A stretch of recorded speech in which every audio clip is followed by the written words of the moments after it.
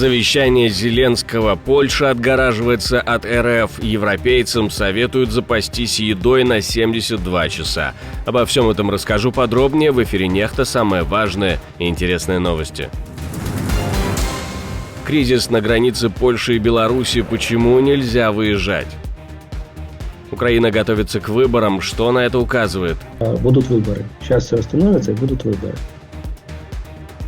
Рекомендации от Еврокомиссии или как подготовиться к апокалипсису? Все-таки начался некий процесс переосмысления. Спасибо, что смотрите, спасибо за доверие. Не забывайте про лайки, комментарии, не забывайте подписываться на каналы, если вы этого еще не сделали. Ну а мы пока начнем. Польша приступила к строительству укреплений на границе с Россией в рамках оборонной программы «Восточный щит». Премьер-министр Дональд Туск сообщил об этом в социальной сети X, отметив начало первых работ у российской границы.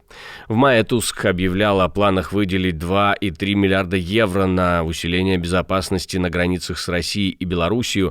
Проект «Восточный щит» предусматривает строительство укреплений до 2028 года. Ранее, в 2023 году, Польша начала устанавливать дополнительные укрепления, включая противотанковые ежи на дорогах у границ с Россией и Белоруссией. Для жителей Европы рекомендовано заранее подготовить запасы еды и воды, чтобы обеспечить автономное существование в случае войны или другой крупной кризисной ситуации. Эти рекомендации включены в отчет о готовности Европы к различным угрозам, подготовленный под руководством Саули Ниинисте, бывшего президента Финляндии и советника главы Еврокомиссии Урсулы фон дер Ляйен. Документ объемом в 165 страниц ставит акцент на необходимости превентивной готовности. ЕС должен перейти от реагирования на кризисы к проактивным действиям. В рамках этой стратегии ЕС должен посоветовать домохозяйствам быть готовым к самообеспечению на протяжении минимум 72 часов в случае чрезвычайной ситуации. Россия представляет непосредственную угрозу для своих соседей, но любое нападение на страну ЕС окажет влияние на весь блок, ведь суверенитет одного государства напрямую связан с безопасностью других. Этот принцип солидарности также прописан в уставных документах ЕС. Помимо угрозы со стороны России, Евросоюз также нацелен на готовность к другим возможным чрезвычайным ситуациям, таким как стихийные бедствия, пандемии и техногенные катастрофы. Отдельным блоком отчет рекомендует странам ЕС разработать и продвигать у граждан руководство по действиям в экстренных ситуациях, включающее создание домашних запасов, план эвакуации и доступ к экстренным службам. Речь идет о создании запасов продуктов, медикаментов и других предметов первой необходимости, такой себе тревожный чемоданчик. Также предлагается увеличить до 20% долю бюджета ЕС, направляемую на меры безопасности и кризисной готовности. О том, готовится ли Европа к прямому конфликту с Россией, или, может, это обычная история для отчетов Еврокомиссии, мы спросили у человека, который давно и внимательно следит за всеми подобными процессами. Мне кажется, что все-таки начался некий процесс переосмысления лидерами ЕС возможных угроз. И постепенно они же принимают там и план по, так сказать, военно-техническому переоснащению, и национальные стратегии безопасности, и соответствующий еврокомиссар, должность создана, которая занимается безопасностью. Я хочу напомнить, что войска Корейской Народно-Демократической Республики перемещены в Курскую область, что уже от, например, границы Евросоюза там составляет не 7 тысяч километров, а 1000, даже меньше. Что китайские учения с участием Народно-освободительной армии Китая в августе проходили в Бресте. Перед началом полномасштабного вторжения России западные партнеры предлагали президенту Украины Владимиру Зеленскому записать видеозавещание. Об этом сообщил экс-министр иностранных дел Украины Дмитрий Кулеба в документальном фильме украинского телеканала «1+1». По его словам, западные союзники были уверены в поражении Украины и опасались за жизнь президента. Вице-президент США Камала Харрис рекомендовала Зеленскому готовиться к созданию правительства в изгнании и подготовить подготовке к партизанской войне. Ну а сейчас риторика Зеленского становится все жестче по отношению к партнерам. Он обвиняет Польшу в придумывании отмазок, чтобы не давать Украине самолеты, хотя мы с вами тоже говорили в эфирах Нехта о заявлениях польских министров о том, что советские МиГи они смогут передать Украине, когда из США к ним придут F-35, чтобы не утратить обороноспособность. Условно, мои коллеги перефразируют так, что Соединенные Штаты не разрешают той или иной стране идти навстречу Украине в плане сбивания ракет и дронов, которые летят в направлении той или иной страны, члена НАТО. То есть здесь в первую очередь речь о Румынии и о Польше. Поэтому тут, наверное, и эмоции тоже играют, потому что президент вот именно в этой части, когда он говорил о Польше, что вот он с НАТО договорился о полицейской миссии, то есть такой же самой полицейской миссии, которая есть в странах Балтии, когда нет у тебя авиации, то тебя защищает авиация НАТО, да? И вот после этого еще предложил Польше, сбивайте этими самолетами, на самом деле там ракеты и дроны, если не сбиваете, то передайте их нам, потому что если у вас это полицейская миссия, вас все равно НАТО защищает, то, может быть, было бы милосердно закрыть тот населенный пункт хотя бы, где находится большой резервуар, или как он там правильно сказать, с газом, и впереди тяжелая зима.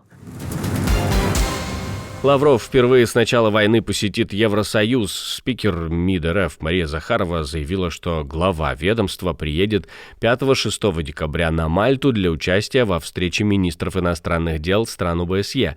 Это станет первым визитом Лаврова в страну ЕС с начала полномасштабной войны в Украине. Мальта – это такая давняя точка встречи, пересечения и, соответственно, удобная для переговоров, вот по типу Швейцарии и так далее. Она такая вроде бы уже не нейтральная, но на самом деле она для этого достаточно удобна. То есть с высокой долей вероятностью там не будут приниматься репрессивные меры по отношению к россиянам. Почему это происходит? Потому что был саммит БРИКС, потому что происходят серьезные глобальные процессы. И тот мир, который сформировался вот после той встречи, о которой я говорил, Горбачева и Рейгана, 89-90 год, разрушение Берлинской стены, разрушение Советского Союза, объединение Германии,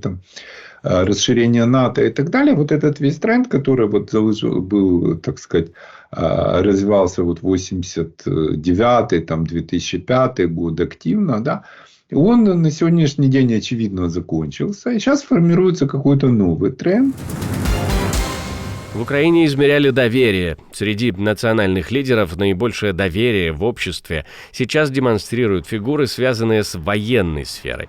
На первых позициях бывший главнокомандующий ВСУ и посол Украины в Великобритании Валерий Залужный, начальник ГУР Кирилл Буданов и президент Владимир Зеленский. Исследование показывает высокую поддержку лидеров военной сферы и выраженное недоверие к большинству политических фигур. Опрос был проведен компаниями InfoSapiens и Active Group среди 3000 респондентов. Ну а мы спросили у политолога, не подготовка ли это к выборам действительно, пусть даже во время войны, ведь измерение общественного мнения как раз та база, от которой отталкивается политическая кампания. Будут выборы, я слышу весь этот период, больше 2 лет. Вот они будут вот здесь, вот они точно, вот сейчас будут и все. Я не вижу пока что основ для проведения выборов. Лично я, это субъективное мнение. Но политические силы ведут себя так, даже тут не про власть идет речь, тут в первую очередь про оппозицию, что вот оппозиция себя ведет так, словно выборы будут завтра. Не знаю, почему они это делают, и они это делают уже более года, мне кажется. Вот такая жесткая риторика, не совсем корректные оценки, избирательная наступательность в месседже, может, они что-то знают, может, они что-то хотят. Но дело в том, что основной фактор который будет решать, будут выборы или не будут. Я не буду сейчас вдаваться в подробности, что можно ли это во время военного времени, что когда в окопах находится большое количество людей, как обеспечить их право выбираться и право голосовать, ну и так далее, это будет очень долго. Да? Я о том, что вот именно окопы, то есть на фронте, будет решаться эта задача. Кризис на белорусско-польской границе, ситуация накаляется там, во всяком случае об этом пишут белорусские пограничники, а именно официальный представитель Брестской погрангруппы Сергей Дмитриев. Говорит, польская сторона значительно снизила темпы пропуска транспорта. В частности, за 2 часа с 4 до 6 утра на польскую территорию был пропущен только 1 автомобиль.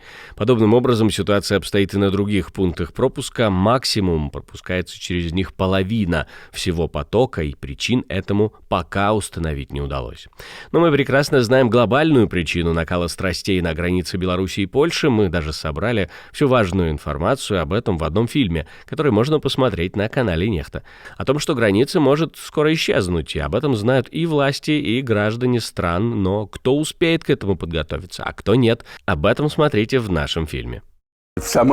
Я сажусь в машину и могу быстро, если захочу, оказаться в Германии, в Италии, в Австрии или Дании. Кстати, я как раз через неделю лечу к моему другу в Копенгаген. Точно так же я бы хотел поехать и в восточную сторону. Но пока, к сожалению, до этого еще далеко. У меня лично есть надежда, что я доживу до того момента, когда Беларусь станет нормальной страной, и у меня будет возможность сесть здесь, в свою машину, и поехать выпить пиво в Гродно. Спасибо, что смотрите, спасибо за доверие. Жду ваших комментариев, лайков и репостов. Жду, что вы подпишетесь на канал. И не забывайте про кнопочку «Супер спасибо», ведь так вы можете нас поддержать. Ну а у меня на этом все. До встречи и хороших вам новостей.